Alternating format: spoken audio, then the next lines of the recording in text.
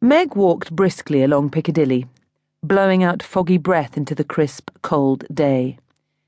Nearly home, she now felt entirely comfortable in this postcode, where, years ago, she had felt like an interloper, looking over her shoulder in case she got turfed out and sent back to her cousin's grim flat in Marylebone. Home was still the apartment above Millie's, and Meg wondered, as she did on occasion, whether she should spread her wings and move from the safety of Curzon Street. But with Millie on the floor below, and her friend Guy in the bakery, always ready to natter over a cup of coffee or amuse Lucas at a moment's notice, there was nowhere she'd rather be. A small part of her felt she should fly the nest that had kept her safe during the worst of her grief over Bill.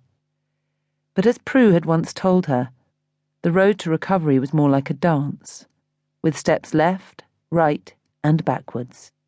As long as you arrived at happiness, Prue had advised, no one would give a fig how you'd got there. It was now December the 2nd, about 48 hours since she and Piers had broken up, and bar a couple of drunken texts sent in the wee small hours, in which he'd declared his undying love and suggested they meet, there had been no contact between them. Her hectic schedule as Plum Patisserie enjoyed its pre-Christmas surge meant Meg hardly had time to think. But Lucas was happy and seemed quite oblivious to his mum's working hours.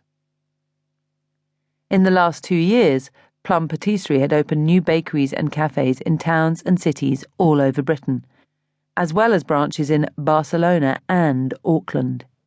It was Meg's responsibility to oversee them. She had been at the Windsor store that day, one of several she'd visited in the last couple of weeks. Since Prue had stepped down from day-to-day operations, spending more and more time with her new husband in Salcombe, Meg and Millie had worked side by side, taking the business to new heights.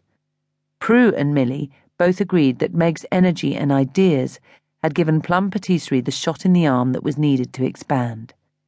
And expand it had, all the while remaining faithful to the spirit and style of the Curzon Street flagship.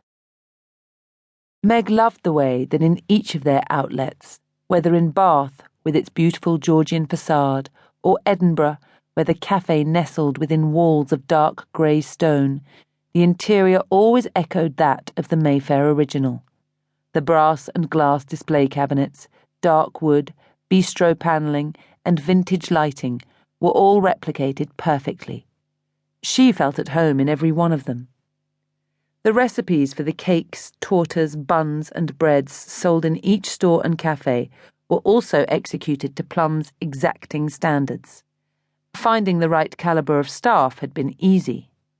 Plum's reputation went before it, and bakers and patissiers of note sent their applications by the sackload, keen to be part of the growing success story that was Plum Patisserie. Guy and his managers personally trained every team of bakers, and whether they were in Solihull or Lymington, everyone used the same ingredients and followed the prescribed methods. Prue and Millie had insisted on this. Quality and presentation are everything. Meg had had this drummed into her, and could now at a glance tell if the sirop de citron was made with fresh lemons, just by the colour of the glaze on a bun, and if a cherry, no matter how hidden in its almond-infused crème pâtisserie, was not the dark colour required, it would be rejected. Canned or frozen substitutes just wouldn't do. This year, every one of the outlets was carrying the Plum Patisserie Christmas range that Meg and Guy had spent hours perfecting. The results were stunning. Spiced apple and mincemeat tarts with flaky pastry tops dusted in powdered sugar. Brandy-infused mini Christmas puddings with tiny crystallized pomegranate berries garnishing their shiny domes.